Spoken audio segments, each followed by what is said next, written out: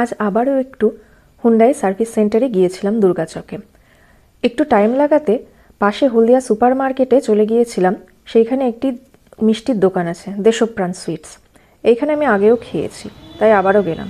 ঢুকতেই দেখি সামনে গরম গরম কড়াইশুঁটির কচুরি রেডি হচ্ছে।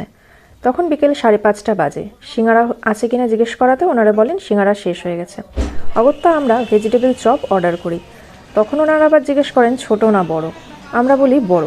বড় ভেজিটেবলের দাম 10 টাকা, ছোটোর দাম 8 টাকা। কচুরি দেখলেই আমার আবার জিভ লাবলাবাতা হ্যাঁ, এরকম একটা কেস হয়।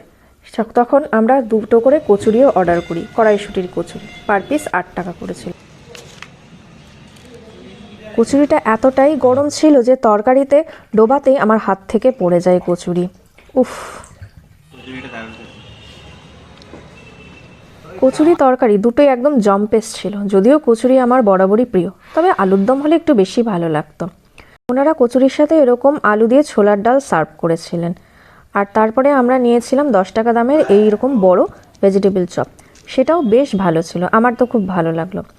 লোকেশনটা বলে দিই, এটি হচ্ছে হলদিয়া সুপার মার্কেটের মধ্যে।